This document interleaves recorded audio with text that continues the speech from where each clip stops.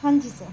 तो अभी हम बात करते हैं, जो चैप्टर हम डिस्कस करने वाले हैं उस चैप्टर का नाम है ट्रांसफ़र प्राइसिंग। तो क्या होता है इस ट्रांसफ़र प्राइसिंग के चैप्टर में, उसे थोड़ा समझते हैं।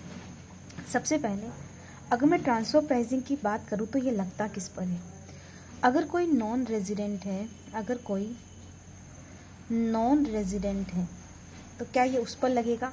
तो देखो, क्योंकि नॉन रेजिडेंट पर्सन होता है उस पर ही ट्रांसफ़र प्राइसिंग अप्लाई होगा क्या? तो ये कहता है कि अगर कोई इंडियन रेजिडेंट जो है, अगर कोई इंडियन पर्सन जो है, रेजिडेंट जो है,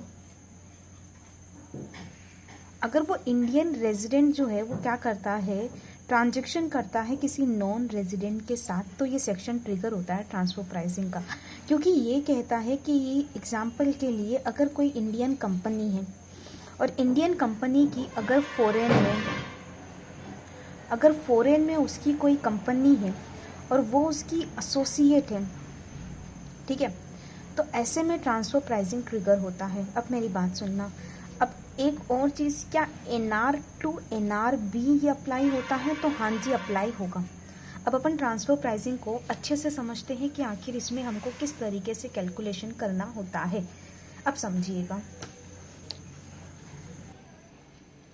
क्या होता है, जब भी कोई इनकम या जब भी कोई एक्सपेंडिचर, क्या बोला, जब भी कोई इनकम या जब भी कोई एक्सपेंडिचर इंटरेस्ट का एलोकेशन होता है, अगर हम लोग ऐसे इंटरनेशनल ट्रांजैक्शन में है, किसमें सर?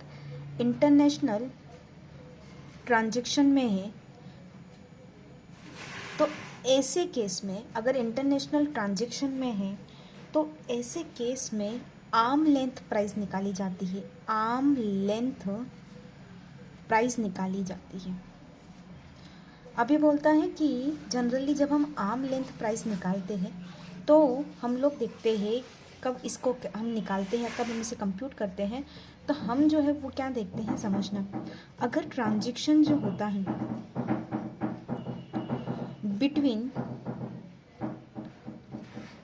टू और मोर एसोसिएट हो, अगर एसोसिएट एंटरप्राइज के बीच में, टू और मोर एसोसिएट एंटरप्राइज के बीच में ट्रांजैक्शन हो, या one must be non resident, और बोला एक जो है वो NR होनी चाहिए, दोनों कंडीशन फुलफिल होगी तो ट्रांसफ़र प्राइसिंग का सेक्शन ट्रिगर होगा। अब आप पूछेंगे एसोसिएट का मीनिंग क्या होता है।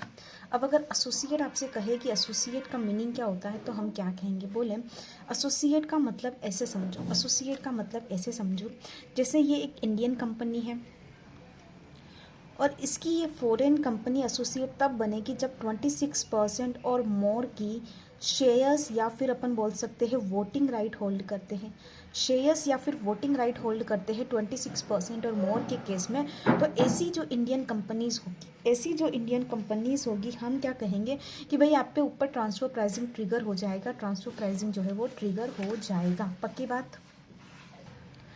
अब एक और बात समझना, कई बार क्या होता है कि कंपनी की, ये इंडियन कंपनी की, मान लो ये एक्स लिमिटेड जो है वो क्या है, उसकी एसोसिएट है, लेकिन अगर इंडियन कंपनी ट्रांजैक्शन किसी वाई लिमिटेड के साथ कर रही है और एक्स लिमिटेड और वाई लिमिटेड के बीच में अगर किसी एग्रीमेंट का एग्जिस्ट करना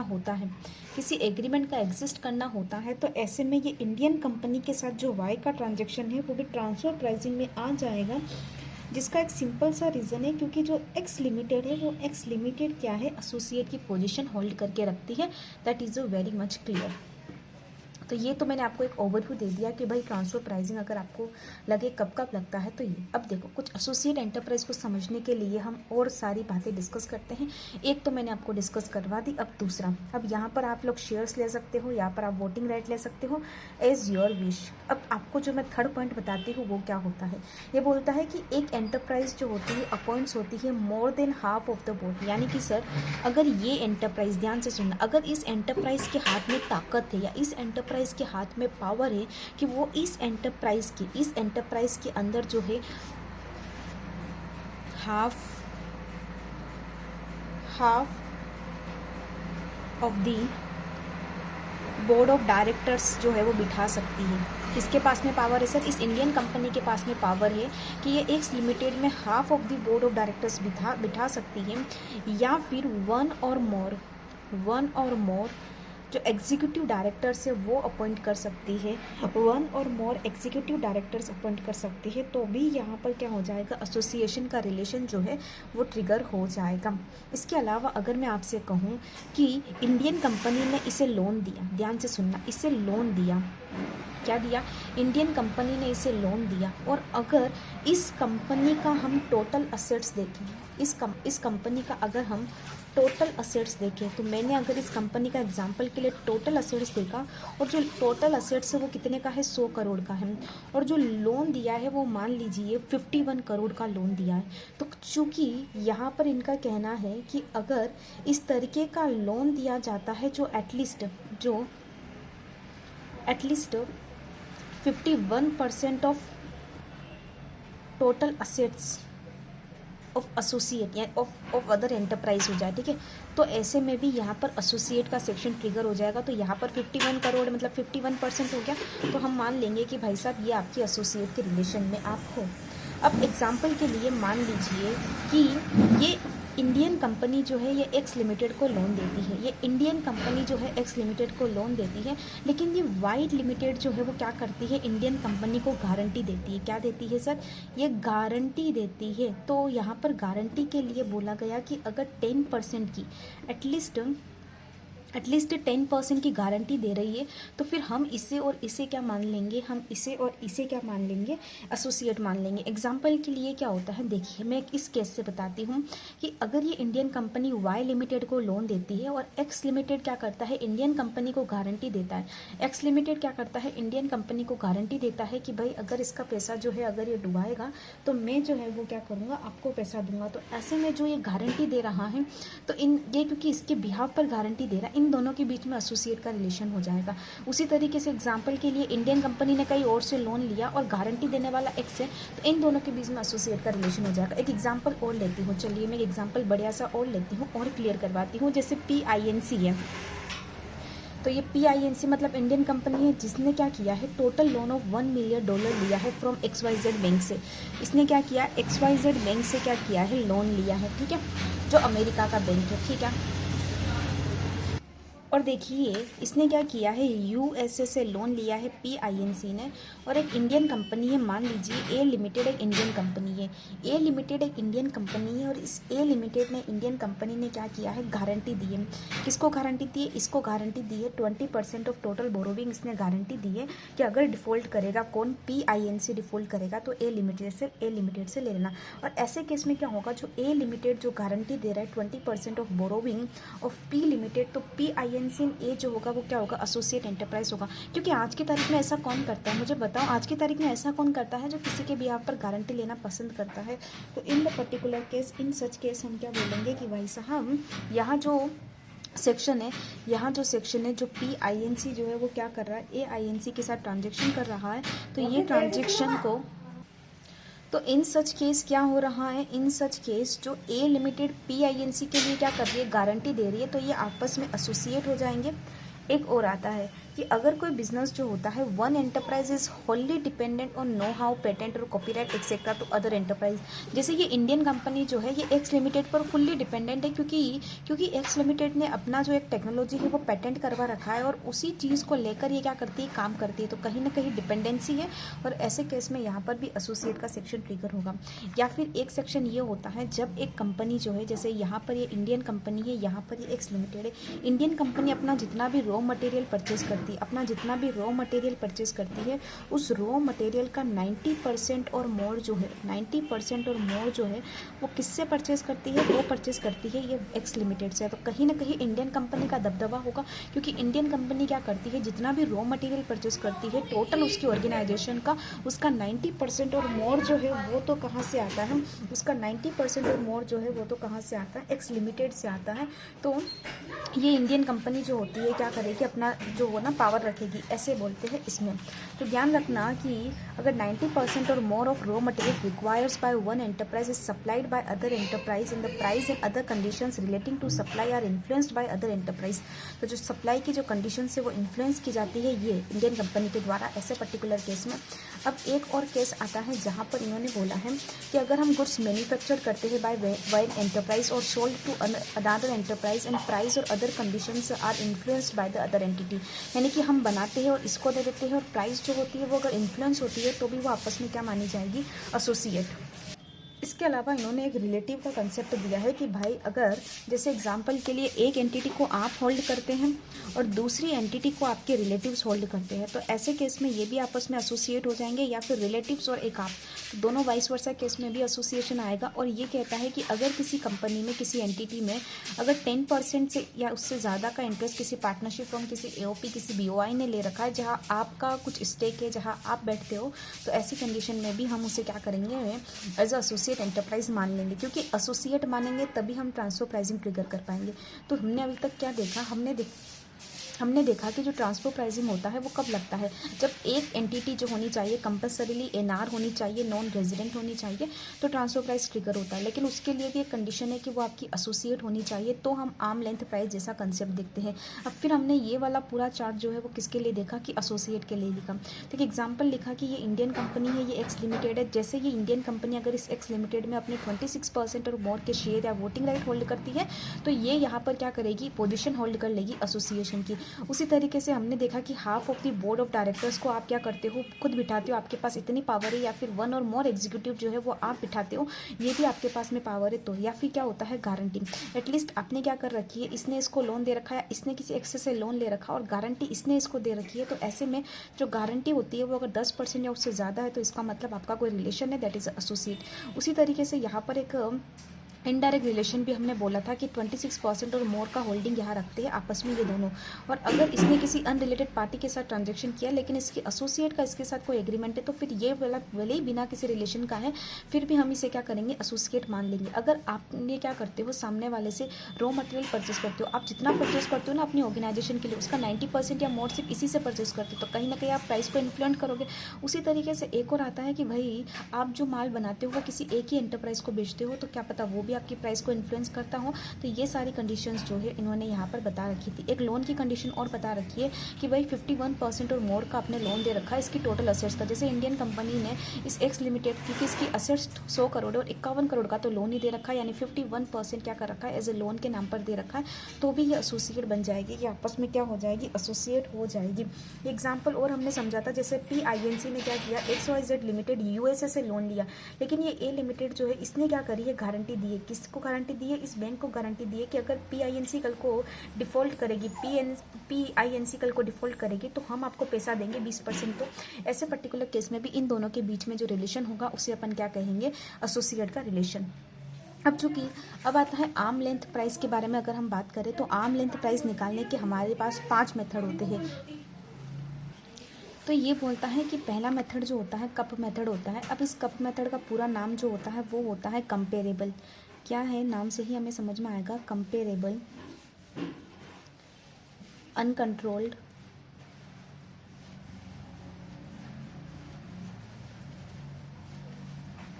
प्राइस मेथड। तो ये क्या कहता है sir, comparable uncontrolled price method में हमें क्या देखने की ज़रूरत है। सुनिए सर, जब हम बात करते हैं कंपेरेबल अनकंट्रोल्ड प्राइस मेथड, तो चूंकि हम लोग एक बढ़िया सी चीज़ के बारे में बात करेंगे कि अगर एक एंटिटी है, जैसे मान लीजिए एक्स लिमिटेड है, अगर ये वाई लिमिटेड के साथ कोई ट्रांजैक्शन करती है और ये दोनों आपस में एसोसिएट है, तो पक्की बात है प्राइस जो होगी वो ज़रूरी नहीं है कि आर्म लेंथ प्राइस हो।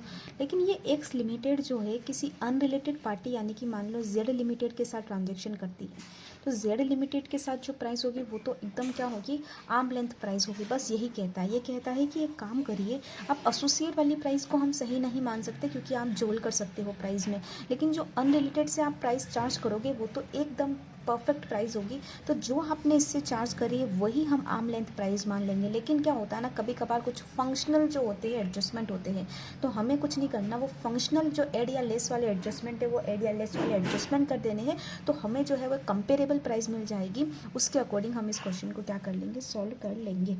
ठीक है सर, एक ये चीज़ तो मैंने आपको बताई।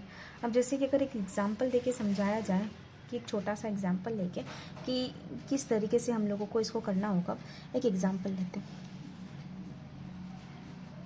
ठीक है, एक एग्जांपल क्या बोलता है, यूएस लिमिटेड है, a US company has a subsidiary IND limited. तो एक यूएस लिमिटेड है, इसकी एक सब्सिडरी है जिसे अपन बोलते हैं IND लिमिटेड। ठीक है, ठीक है, इन इंडिया, कहाँ पर है, इंडिया में है। ठीक है, sell computer monitors to IND limited. अब ये क्या करता है, ये USD क्या करता है, IND को सेल करता है। क्या करता है, सेल करता है, कंप्यूटर मॉनिटर जो है वो सेल करता है, अनादर कंप्यूटर रीसेलर। अब ये बोलता है कि एक और ये तो इसे तो सेल करता है, इसका अपना खुद का मतलब एक और क्लाइंट है जिसे इसको बोलते हैं CMI क्लाइंट है मेरा, और वो एक अनादर क्लाइंट है। अब ये बोलता है कि it sell 50,000 computer monitor to IND। 50,000 computer तो इसे बेचता है, 50,000 कंप्यूटर तो ये इसे बेचता है, और ये कहता है कि मैं 11,000 रुपये पर कंप्यूटर इससे चार्ज करता हूँ। ठीक है, it sells 50,000 computer to IND limited and charge 11,000 per unit. The price fixed for CMI, अगर ये कहता है कि जो प्राइस फिक्स्ड फॉर CMI है वो कितनी है, 10,000। जो मेरा अनरिलेटेड पार्टी है मैं उससे कितना लेता हूँ, 10,000 लेता हूँ। ठीक है, पर यूनिट का। The warranty in case of sale of monitor by IND limited is handle by IND limited. हम इसको कोई वारंटी नहीं देते हैं, ये कहता है USD कि हम IND इंडिया वाले को कोई वारंटी नहीं देते हैं। However for sale of monitor by CMI limited, US limited is responsible for warranty for 3 months, और ये 3 मंथ्स की वारंटी देता है। ठीक है, अब ये कहता है कि बहुत US and IND offers extended warranty at a standard rate of 1,000 per annum. ये बोलता है कि अगर उसे क्या करना है, वारंटी लेनी, इसको वारंटी लेनी है तो 1,000 पर एनम की क्या कर सकता है, वारंटी ले सकता है अगर लेना हो तो। On this fact how its assessment of IND limited going to affected. अब मेरी बात सुनो, अब अगर ये US कंपनी कहती है इंडिया वाली कंपनी को कि भाई मैं तुझे जो सेल करता हूँ वो सेल कितने में करता हूँ, 11,000 में करता हूँ, 11,000 लिखना था ना, 11,000 में करता हूँ। तो IND अपना जब P&L बनाएगी तो P&L में वो क्या करेगी, ये P&L में जब वो परचेस लिखेगी तो वो परचेस में कितना लिख देगी, वो लिख देगी 11,000। तो एक्चुअली हो क्या रहा है, ये बोले कि this is not a arm length price. ये आर्म लेंथ प्राइस नहीं, क्योंकि प्राइस तो 10,000 ही होना चाहिए, खरीदने का प्राइस 10,000 ही होना चाहिए, क्योंकि ये दूसरों को 10 में बेच रहा है, तुम्हें भी 10 में बेचे।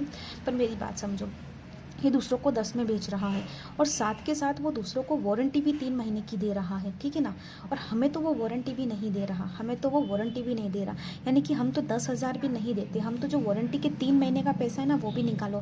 तो अगर मैं कहूँ 1,000 ये 12 महीने का है तो 3 महीने का कितना होगा। तो कैल्सी कहाँ है आपका,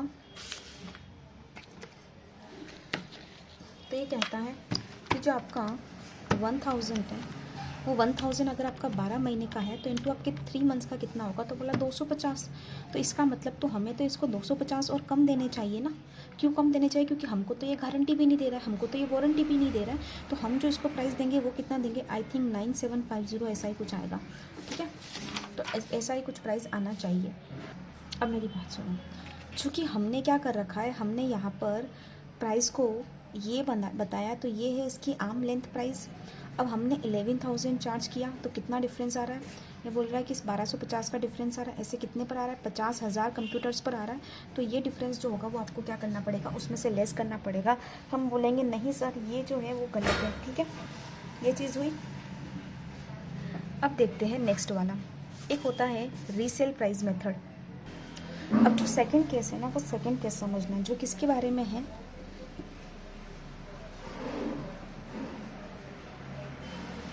रीसेल प्राइसिंग मेथड। क्या बोलता है रीसेल प्राइस मेथड, तो समझना। रीसेल प्राइस मेथड ये कहता है कि जो प्राइस हम चार्ज करते हैं, प्राइस चार्ज फॉर गुड्स, अगर हमने उसे सोल्ड किया है टू अनरिलेटेड एंटरप्राइज। एग्जाम्पल के लिए ये US है और ये इंडिया है। अगर ये यूएस वाले ने क्या किया, इंडिया को माल सेंड किया, ठीक है, और इसने प्राइस चार्ज करी 11,000 और इंडिया वाले ने जिसे आगे सेल कर दिया 12,000 रुपीज़ में, तो ये कहता है कि जितने में आपने इसे अनरिलेटेड पार्टी को सेल किया है, जितने में आपने इसे अनरिलेटेड पार्टी को सेल किया है, उसमें से आप क्या करो, माइनस कर दो, उसमें से आप माइनस कर दो जो आपका नॉर्मल जीपी रेट है। जैसे क्या होता है, देखो एग्जांपल के लिए यहाँ पर इन्होंने क्या किया है कि इनका जो अनरिलेटेड पार्टी से जो नॉर्मल जीपी रेट होता है वो 10% का है, तो 1200 रुपये का है। तो 1200 रुपये का है, तो 12,000 में से अगर 1200 गएंगे तो कितने बचेंगे, 10,000 में 800 रुपये आई थिंक, है ना। तो ये 10,000 जो 800 रुपये है वो आप क्या करो, प्राइस चार्ज कर लो in the case of the resale pricing में, कि आपने अनरिलेटेड को कितने में बेचा, आपका नॉर्मल जीपी रेट क्या है, माइनस अगर कोई परचेज रिलेटेड एक्सपेंसेस हुए तो उसे भी माइनस करेंगे। अब एक एग्जांपल लेकर समझते हैं ताकि हमें थोड़ा और बेटर अंडरस्टैंडिंग आ जाए कि ये वाला एग्जांपल हमें क्या बताता है। ये बोलता है कि एक कंपनी है, अब एक ए लिमिटेड है, अगर एक ए लिमिटेड जो है, जो इंडियन कंपनी है, वो होल्ड करती है 60% equity to S, A limited जो है एस लिमिटेड में क्या करती है, 60% की इक्विटी होल्ड करती है। तो कहीं ना कहीं अगर 60% होल्ड करता है तो एसोसिएट का रिलेशन बन गया, रिलेशन हमें पता लग गया। अब जो हमारी ए लिमिटेड है वो परचेस करती है गुड्स, किससे परचेस करती है goods, worth 20 lakh from S limited. तो ये क्या करती है, 20 लाख रुपए के गुड्स क्या करती है, परचेस करती है। कौन परचेस करती है, ये परचेस करती है। किससे परचेस करती है, एस से, और सोल्ड कर देती है। और ये ए क्या कर देती है, आगे इसे बेच देती है। कितने में बेच देती है, तो इन्होंने बोला है कि वो सोल्ड करती है अनरिलेटेड पार्टी को 30 लाख में, 30 लाख में वो उसे सेल कर देती है और पेड करती है वो। और क्या पे करती है, वो पे करती है, मान लीजिए 30 लाख में उसे सेल कर देती है, लेकिन ये जब यहाँ से परचेस करती है ना 20 लाख में, इसके बाद ये कस्टम ड्यूटी अपनी जेब से पे करता है जो 3.5 लाख का है, ठीक है, इंपोर्ट करने का कस्टम ड्यूटी पे करता। और ये बोलता है कि जो नॉर्मल जीपी मार्जिन हमारा है सिमिलर अनकंट्रोल्ड ट्रांजेक्शन जो है वो 25% का है, 25% का जो है 25% का जो है हम लोग क्या करते हैं, हमारा जीपी मार्जिन रखते हैं, ग्रोस प्रॉफिट मार्जिन रखते हैं। तो अब मेरी बात सुनो, अगर मैं आपसे कहूँ कि ये 20 लाख हमने परचेस किए और ये 30 लाख हमने सोल्ड किए, ये 20 लाख हमने परचेस किए, ये 30 लाख हमने सोल्ड कर दिए, और यहाँ पर जो हमारा कस्टम ड्यूटी है वो 3.5 लाख है, और यहाँ पर जो हमारा ग्रोस मार्जिन है वो ग्रोस मार्जिन कितना है, 25% है। बहुत सिंपल सा फंडा है, आपको कुछ नहीं करना। आपने क्योंकि 30 लाख में सेल किया, आपको उसमें से क्या करना, आपका जीपी मार्जिन 25% माइनस कर देना, और आप बोलो कि खर्चा भी तो हुआ है ना, मेरा खर्चा भी तो हुआ है, तो क्या करो, ये भी माइनस कर दो, ठीक है। तो आपने कितना दिखाने का है,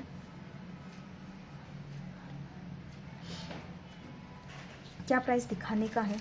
भले ही आप बोल रहे हो कि हमने परचेज 20 में किया, लेकिन आप कुछ इस तरीके से अपने को बताना पड़ेगा इनको कि भाई साहब जो तुम्हारा 30 है उसमें से माइनस करो तुम 25%, तो ये आता है इतना, और इसमें से भी 3.5 और तुम्हारा खर्चा लग गया, मतलब रिवर्स कैलकुलेशन, तो ये 19 आ रहा है। तो ये परचेज प्राइस जो है वो 19 लाख होनी चाहिए according to the resale price.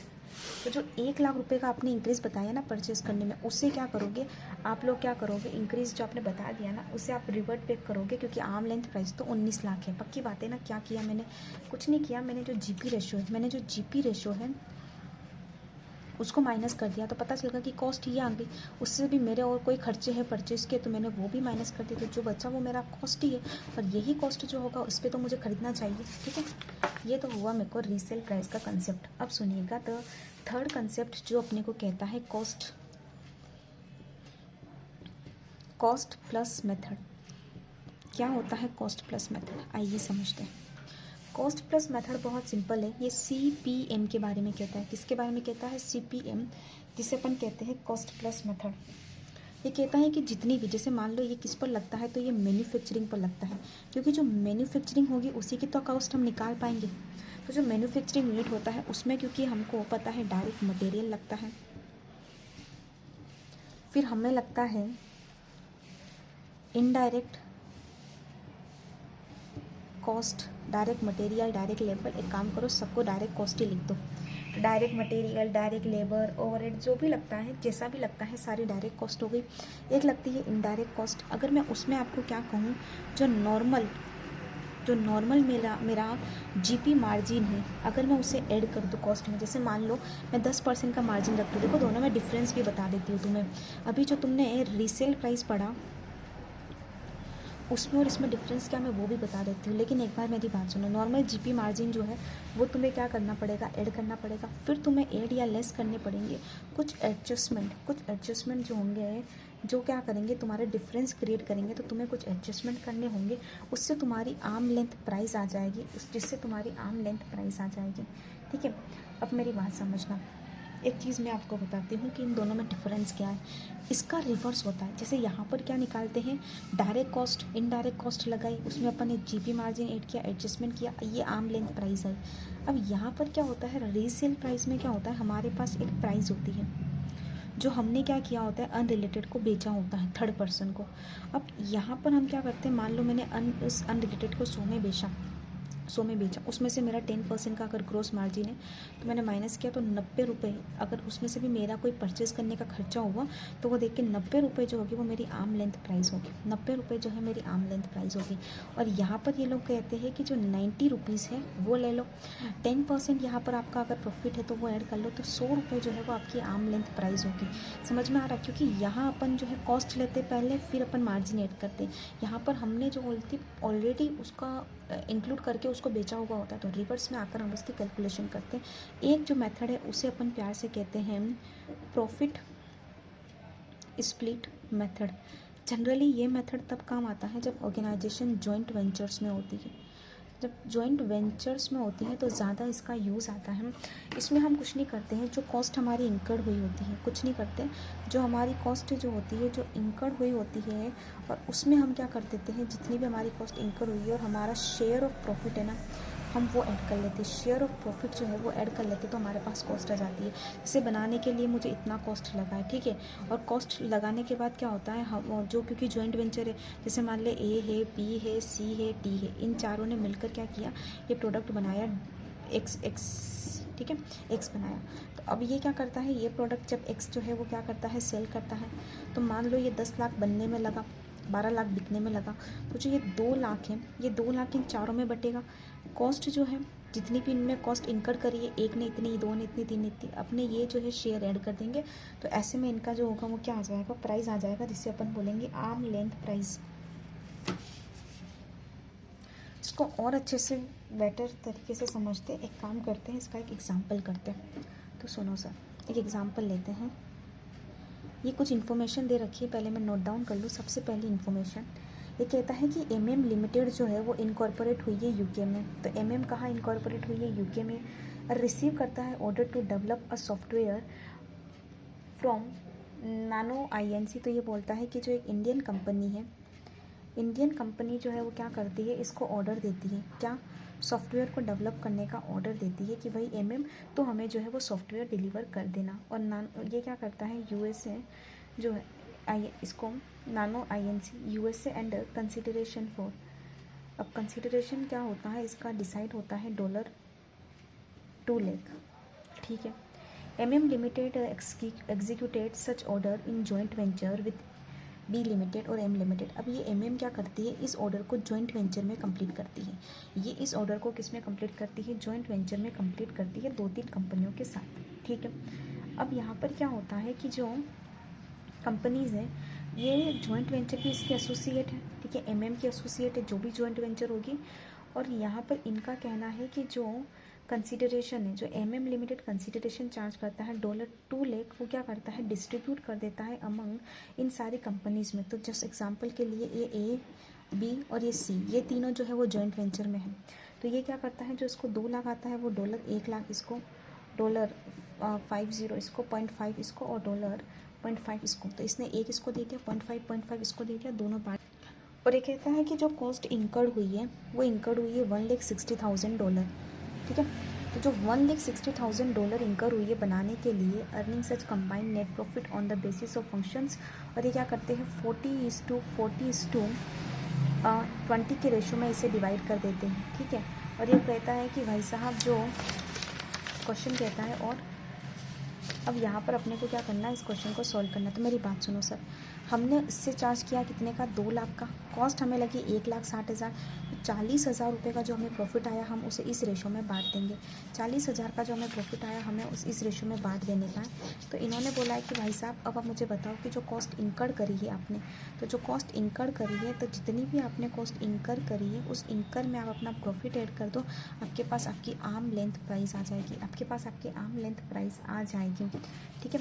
और जितना प्राइस आपने चार्ज किया है और जो डिफरेंस होगा वो डिफरेंस आपको क्या करना पड़ेगा, आपका प्रॉफिट लॉस जो भी जैसे भी इंक्रीज़ होता है उसे इसका आपको इंक्रीज़ करना पड़ेगा, ठीक है।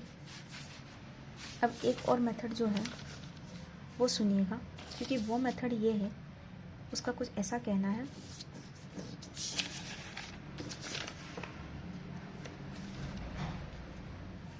Transactions net margin method. तो जनरल TNMM उसे बोलते हैं, ट्रांजेक्शन नेट मार्जिन मेथड। तो ये मेथड कुछ स्पेशल नहीं है, इस मेथड में सिर्फ इतना ध्यान रखना है कि अपन जो नेट प्रॉफिट मार्केट यूज़ कर रहा होता है उसके बेसिस पर ही इस पर काम कर लेते हैं।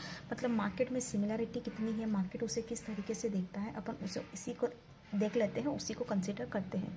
अब सुनो, अगर किसी एक ही मेथड को लगाकर एक से ज़्यादा ट्रांसफर प्राइस आ जाती है, मोर देन 1 ट्रांसफ़र प्राइस आ जाती है, तो क्या किया जाए। क्या बोला, अगर किसी कंडीशन में, अगर ऐसी कोई कंडीशन है और उसके अकॉर्डिंग अगर मैं आपसे कहूँ कि मोर देन, अगर हमने किसी मेथड को यूज़ किया और उस मेथड को यूज़ करने के बाद क्या होता है, मोर देन 1 ट्रांसफ़र प्राइस आ जाती है, मोर देन 1 ट्रांसफ़र प्राइस आ जाती है। अगर किसी मेथड को यूज़ करने के बाद मोर देन 1 ट्रांसफ़र प्राइस आती है तो हम उसे कैसे कंसीडर करेंगे। अब हम उसे कैसे कंसीडर करेंगे, तो देखो बहुत ही सिंपल सा फंडा है। अगर more than 1 arm length price आ जाती है, more than 1 arm length price आ जाती है, तो हमारे पास एक रास्ता है कि हम जो है वो क्या करेंगे, वेटेड एवरेज कर लेंगे, ठीक है। हमारे पास एक रास्ता है कि हम क्या करें, वेटेड एवरेज कर लेंगे। अब मेरी बात सुनो, जैसे मेरे पास अगर ये एक 145 प्राइस आई, फिर मेरे पास 152 आई, फिर 157 आई, फिर 160 आई, तो मैंने कुछ नहीं करना, डिवाइड बाय 4 करना है, इसका एवरेज कुछ ऐसा 153.5 आएगा। तो क्या किया जाए, क्या ये प्राइस ले ली जाए। तो बोला एक काम करो, एक बहुत ही सिंपल सा फंडा है, आपने जो एक्चुअल प्राइस क्या लिया है, मैंने बोला सर एक्चुअल प्राइस जो है वो मैंने लिया है 150। तो बोला 3% का टॉलरेंस बैंड लगाओ इसके ऊपर। तो मैंने बोला ठीक है, अगर मैं 150 का 3% करने जाऊँ तो 154.5 आता है। सर अगर प्राइस उससे कम है तो फिर चलेगा, ठीक है, मतलब यहाँ पर ये 150 जो है वो चलेगा क्या। तो बोले हाँ सर, ये क्योंकि 3% का टॉलरेंस बैंड हम सहन कर सकते हैं, 3% का प्राइस ऊपर नीचे होता है, चलता है, तो फिर यहाँ पर हम जो है वो 150 जो है वो प्राइस कंसीडर कर लेंगे, हमारा ये काम जो है वो तो हो गया, ठीक है।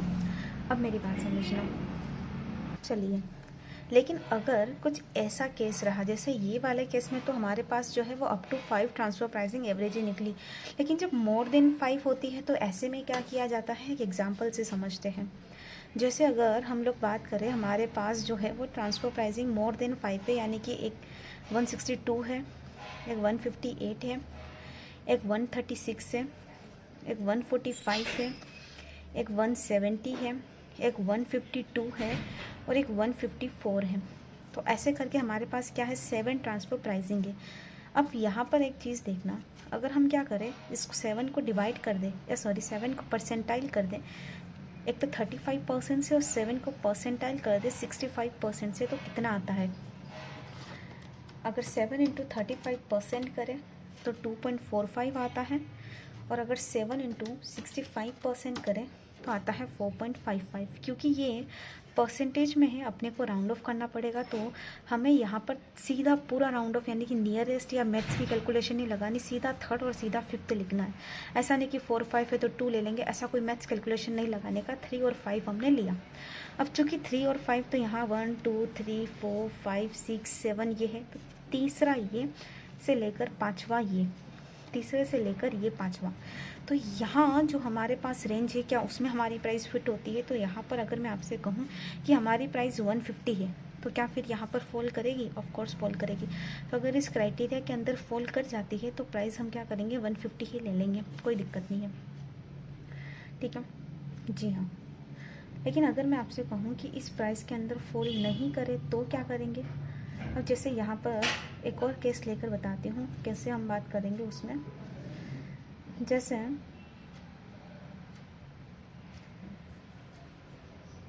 The arm length price third and fifth यहाँ से 152 से लेकर सेकंड वाले केस में कह रही हूँ। अगर मैं सेकंड वाला केस थोड़ा चेंज करूँ, एक काम करते अपन,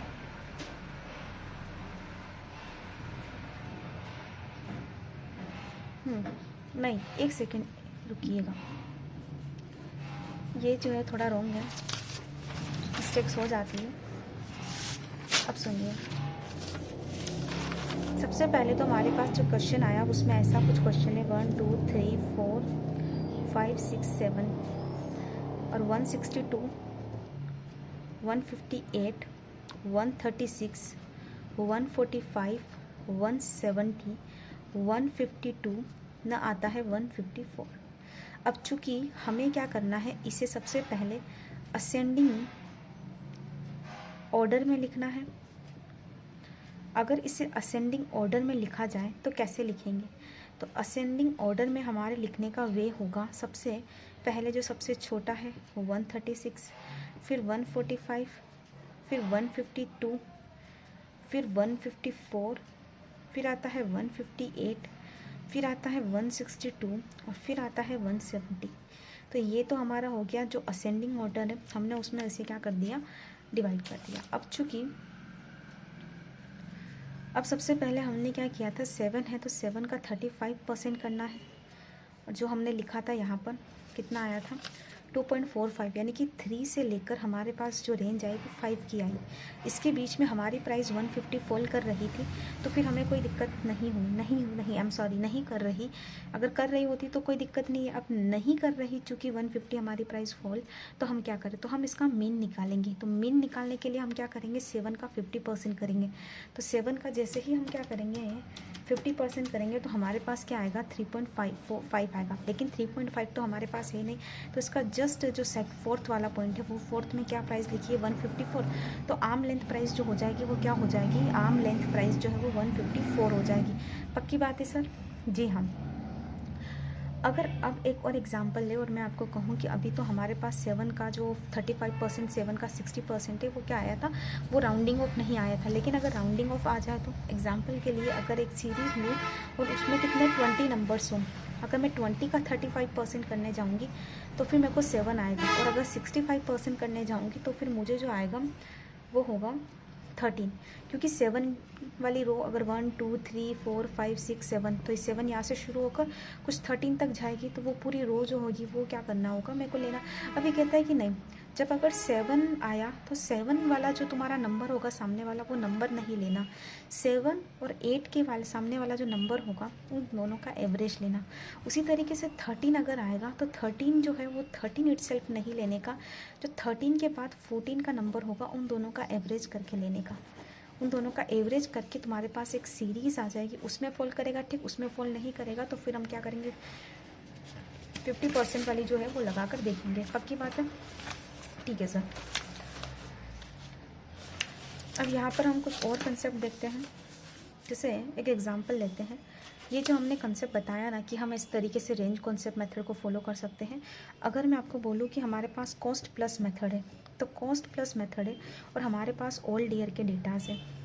अब जब हमारे पास पुराने ईयर का डेटाज होता है तो हम लोगों को बोला गया है कि आप वेटेड एवरेज कर लो, वेटेड एवरेज कर लो। जैसे एग्जांपल के लिए अगर मैं बोलूँ मेरे पास 1 साल 2 साल 3 साल पुराना डेटा भी है, और अगर मैं आपको बोलूँ कॉस्ट इतनी है और प्रॉफिट इतना है, तो ये बोलता है कि जनरली हम क्या करते हैं, operating divide by operating cost करेंगे, इनटू 100 करेंगे। तो ये कहता है कि जितने भी साल के आपके ऑपरेटिंग प्रॉफिट है उसे ले लो, जितने भी साल का आपका ऑपरेटिंग कॉस्ट है उसे ले लो और डिवाइड बाय 100 कर लो। कुल मिला के आपको ये 1 2 3 साल का वेटेड एवरेज, दूसरे साल का वेटेड एवरेज से, जैसे आपके पास 6 प्राइस है 1 2 3 4 5 6, ये पहले साल है, दूसरे साल, तीसरे साल, इसका वेटेड एवरेज, इसका वेटेड एवरेज, इसका वेटेड एवरेज, इसका, और फिर ये ऐसे करके आप क्या करोगे, एक आ जाएगा और फिर आप वहाँ पर क्या कर देना, अपना रेंज ऑर्डर लगा देने का। पक्की बात है? हाँ जी सर। अब सुनिए, अब एक कंसेप्ट होता है अप्पा का। ये अप्पा जो है उसे अपन प्यार से कहते हैं एडवांस प्राइसिंग एग्रीमेंट। इसको अपन क्या बोलेंगे, एडवांस प्राइसिंग एग्रीमेंट। अभी एडवांस प्राइसिंग एग्रीमेंट जो है वो होता क्या है, इसको समझने के लिए कुछ चीज़ों को पहले अपन समझते बहुत अच्छे से। एडवांस प्राइसिंग एग्रीमेंट जिसे अपन बोलते हैं अप्पा, एडवांस प्राइसिंग एग्रीमेंट। अब चूंकि अपन एडवांस प्राइसिंग एग्रीमेंट के बारे में बात कर रहे हैं तो समझना, ये कहता है कि अगर एक पर्सन चाहे तो अगर वो ट्रांसफ़र प्राइसिंग जो है वो जो असेसिंग ऑफिसर ने निकाली उसके अगेंस्ट में अप्पा जाना चाहे, या फिर चलिए मान लीजिए उसे प्राइस जो है वो कंप्यूट नहीं हो रही और वो अप्पा लेना चाहे, तो क्या वो अप्पा ले सकता है? हाँ जी सर, ये कहता है कि वो अप्पा ले सकता है। अब कब अप्पा ले सकता है? तो अप्पा जो होता है वो मैक्स टू मैक्स जो भी अप्पा उसको मिला है वो जो होता है वो 5 कंसेक्यूटिव ईयर्स के लिए उसके ऊपर अप्लाई होता है। तो ध्यान रखना, जब भी हम अप्पा के बारे में बात करते हैं, क्या एग्रीमेंट अप्पा का बाइंडिंग होता है? हाँ जी सर, और max to max 5 consecutive years तक के लिए होता है। अब यहाँ अप्पा से पहले जिसे अपन बोलते हैं उसे बोलते हैं रोल बैक। अब ये रोल बैक जो होता है वो तभी ले सकते हैं जब पर्सन अप्पा में एंटर हुआ होता है, और रोल बैक जो होता है वो 4 ईयर्स का होता है, वो 4 ईयर्स का होता है। सर रोल बैक लेना क्या मैंडेटरी है? नहीं सर, ऑप्शनल। लेकिन अप्पा लेना जो होता है मैंडेटरी, अगर आप चाहे तो ले लो, लेकिन अगर अप्पा लिया है तो रोल बैक ले सकते हो। हाँ जी सर, लेकिन सिर्फ रोल बैक लेना, अप्पा नहीं लेना, ऐसा जो होता है वो पॉसिबल नहीं होता है। ठीक सर। अब क्या होता है ना, एक एडजस्टमेंट प्राइमरी होता है। जैसे एग्जांपल के लिए इंडियन कंपनी है, इस इंडियन कंपनी ने क्या किया है, किसी यूएसए वाली कंपनी को सेल किया है 10 लाख रुपये में, लेकिन जबकि हमारी जो आर्म लेंथ प्राइस हमने निकाली वो निकाली 12 लाख रुपये। तो क्या होता है, इंडियन कंपनी ने सिर्फ इससे 10 लाख रुपए लिए होंगे, आर्म लेंथ प्राइस 12 लाख रुपए आई। ऐसे तो कहे तो यूएसए से 2 लाख रुपए और आने चाहिए। गवर्नमेंट कहती है 90 डेज़ में रिपेट्रिएट करो। अब ये कौन कितने डेज़, 90 डेज़ कहाँ से काउंट होते हैं? तो ये बोलता है अगर अप्पा में एंटर हुए हो तो जैसे ही अप्पा का ऑर्डर आया वहाँ से 90 डेज़ काउंट करो। अगर तुमने अभी तक रिटर्न फाइल नहीं किया है तो आरओआई की डेट के बाद के 90 डेज़ काउंट करो, और पिछले सालों की बात हो रही है तो जब तुम्हारा ऑर्डर आया उसका 90 डेज़ काउंट करो, ऐसा ये लोग बोलते हैं। अब मगर मेरी बात सुनो, मैं तो 90 दिन में पैसा नहीं मंगवा सकती यार, ये कैसे मंगवा ले तुम? अब तुम्हारी टैक्सेशन के हिसाब से प्राइस डिसाइड करो, लेकिन हमारी ओरिजिनल प्राइस तो यही है। अब होता क्या है, ऐसे में जब प्राइस नहीं आती है तो गवर्नमेंट हमारी ये कहती है कि कोई बात नहीं मंगवाना ना, तो दो काम हो सकते हैं। या तो फिर हम उसे तुम्हारी इनकम मान लेंगे, हम सोचेंगे कि तुमने अपने एसोसिएट को लोन दिया और हर बार हम इनकम जो है वो क्रेडिट करते जाएंगे। दूसरा ऑप्शन है तुम प्यार से टैक्स पे कर दो। तुम ही क्या करो, प्यार से टैक्स पे कर दो। तो हमने बोला कितना टैक्स पे करें, बोले 18%, उसके ऊपर 12% का सरचार्ज, और उसके ऊपर का 4% का health and education cess. Total करने जाए तो 20.966% जो है वो पे कर दो। तो 18% का तुम्हारा, फिर 12% का तुम्हारा सरचार्ज और 4% का तुम्हारा हेल्थ एंड एजुकेशन सेस, ऐसे करके 20.966% जो है वो तुम पे कर दो। अब ये कह रहे हैं कि आपको डॉक्यूमेंट्स जो है वो मेंटेन करना पड़ेगा, और डॉक्यूमेंट्स जो आपको मेंटेन करना है वो क्या हो जाएगा, कंपलसरी हो जाएगा। कंपलसरी हो जाएगा आपको डॉक्यूमेंट मेंटेन करना। कब? अगर आपका मोर देन 1 करोड़, यानी कि 1 करोड़ से ज़्यादा का अगर ट्रांजेक्शन है वो भी इंटरनेशनल, तो फिर आपको डॉक्यूमेंट्स मेंटेन करना जो हो जाएगा वो क्या हो जाएगा, कंपलसरी हो जाएगा। और ये जो आपको मेंटेन करना है वो 8 ईयर्स तक मेंटेन करके रखना पड़ेगा। और अगर मैं आपसे कहूँ कि चलिए हम जो है अगर नहीं करते, साथ के साथ ये बोलता है कि सीए की जो रिपोर्ट होती है वो रिपोर्ट लगती है, और सीए की रिपोर्ट को हम जनरली 3CEB बोलते हैं, 3CEB बोलते हैं, ये रिपोर्ट लगती है। और अगर आपने मेंटेन नहीं किया, अगर आपने ये डॉक्यूमेंट्स मेंटेन नहीं किया, तो इन्होंने बोला है कि भाई साहब जो अगर आप कीप रखने यानी कि रखने में या मेंटेन करने में फेल हुए, जो डॉक्यूमेंट, जो मास्टर फाइल्स, जो टीपी स्टडी रिपोर्ट हमने आपको बताई है, या फिर जो इन्फॉर्मेशन फर्निश करनी थी, फेल टू मेंटेन या फर्निश करेक्ट इन्फॉर्मेशन या डॉक्यूमेंट, यानी कि तुमने सही फर्निश नहीं किया, तो यहाँ पर इनका कहना है कि 2% of transaction value, 2% of transaction value जो होगी वो आपके ऊपर लगेगी पेनल्टी। लेकिन अगर ये बोलता है कि तुम मास्टर फाइल फेल करने में, अगर मास्टर फाइल जो है वो फर्निश करने में फेल हो गए, तो फिर यहाँ पर तुमको 5 लाख रुपये का पेनल्टी लगेगा। उसी तरीके से इन्होंने बोला है कि अगर आप 92D के डॉक्यूमेंट्स जो है वो फर्निश करने में फेल हो गए, यानी कि अगर आप टीपी स्टडी रिपोर्ट जो है वो रिपोर्ट फर्निश करने में फेल हो गए, तो फिर आपको जो पेनल्टी है वो 2% ऑफ ट्रांजेक्शन वैल्यू है। तो ध्यान रखना भाई साहब, अगर टीपी स्टडी रिपोर्ट फर्निश करने में फेल हो गए तो 2%, मेंटेन करने में भी फेल हो गए तो 2%, और अगर मास्टर फाइल को आपने फर्निश नहीं किया तो 5%। उसी तरीके से अगर मैं आपसे कहूँ कि जो CA, failure to furnish report of CA, अगर CA की रिपोर्ट फर्निश करने में फेल हो गए तो 1 लाख रुपये की पेनल्टी, 1 लाख रुपये की पेनल्टी। और इन्होंने बोला है कि भाई साहब अगर किसी तरीके का मिस रिपोर्टिंग किया, मिस रिपोर्टिंग किया तो उस मिस रिपोर्टिंग पर आपको 200% का पेनल्टी लगेगा, जितने भी टैक्सेस अप्लाई होते हैं।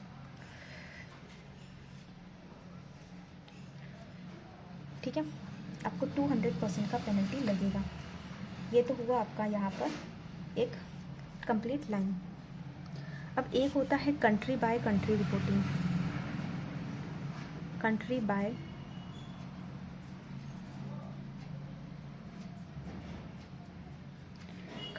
कंट्री रिपोर्ट ये तब बनती है जब पूरा ग्रुप जो है उसका रेवेन्यू जो है वो 6,400 करोड़ या उससे ज़्यादा है, ऐसे में यहाँ पर बनता है। अब ये बोलता है कि अगर एक कंपनी जो है वो क्या करती है, इंटरेस्ट पेमेंट करती है, तो इन्होंने बोला है कि भाई अगर आप अपने एसोसिएट को जो इंटरनेशनल है उसको क्या ना इंटरेस्ट जो है वो अंधाधुन पे ना कर दो, इसलिए एक लिमिट लगा दी कि आपको 30% ऑफ EBITDA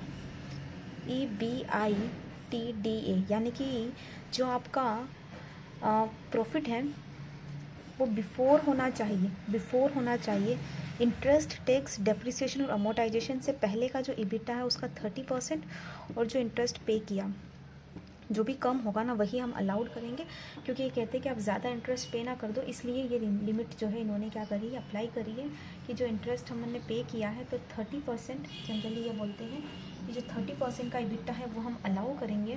तो जो इंटरेस्ट है आपने पे किया 30% का EBITDA जो लोअर होगा हम उसे अलाउ करेंगे, और बाकी जो आप क्या करोगे कैरी फॉरवर्ड कर दोगे 8 ईयर्स तक। जो इंटरेस्ट डिसअलाउ है आप उसे कैरी फॉरवर्ड कर दो 8 ईयर्स तक। ठीक, डन। तो ये जो था वो पूरा था ट्रांसफर प्राइसिंग का।